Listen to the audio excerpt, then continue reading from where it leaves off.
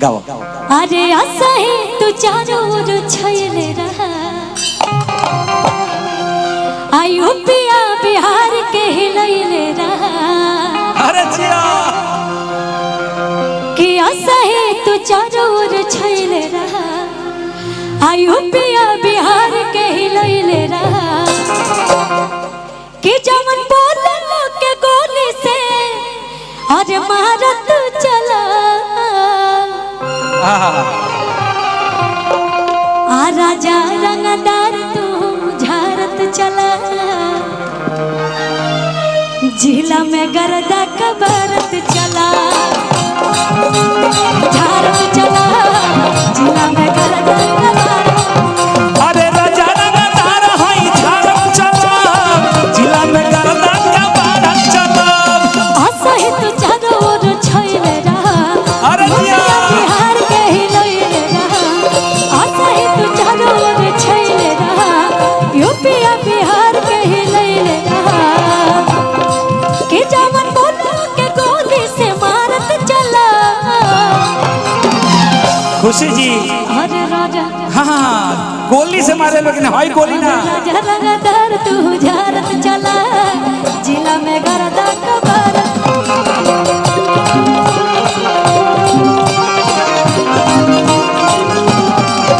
अरे राजा रंगदार हई झारत चला, जिला में गर्दा कबरत चला।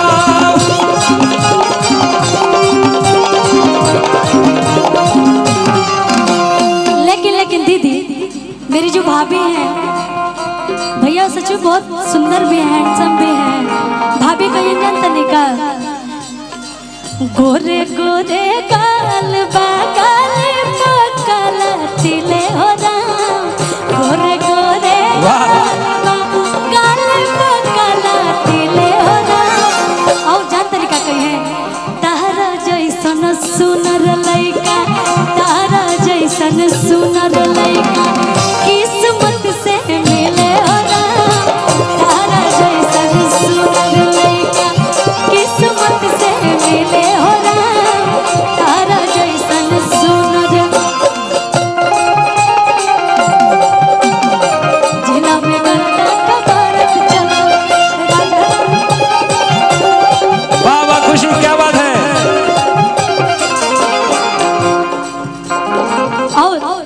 कि जब पहिरी त देह झलके पिया सड़िया ले ललके, जब पहिरी त देह झलके पिया सड़िया ले ललके। जे बाजार से ले आई बबला, अच्छा इससे जी अब प्यार छलके।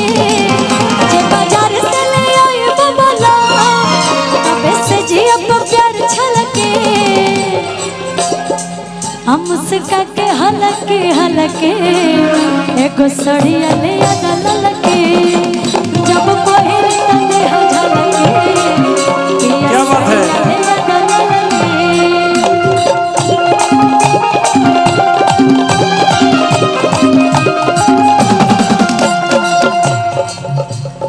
यही पे एगो गले रह जान तनिका कि कश्मीर के फ्रूट लगेला, हरियर सूट में क्यूट लगेला। ये सारा गाना हमारे पर गाइए बेटा, बहुत अच्छा खुशी, थैंक यू। तारा अखिया के कजरा जा, काला काला तिलकुट लगेला। तारा अखिया के कजरा जा, काला काला तिलकुट लगेला। कश्मीर के फ्रूट लगेला, काला सूट में क्यूट लगेला। कश्मीर के फ्रूट लगेला। अच्छा दीदी जो मनोहर भैया और अलका दी की जोड़ी है ना, एकदम राम सीता जी से। लेकिन जब आप लोग को मंच पे देखते तो बहुत अच्छा लगता है। आप लोग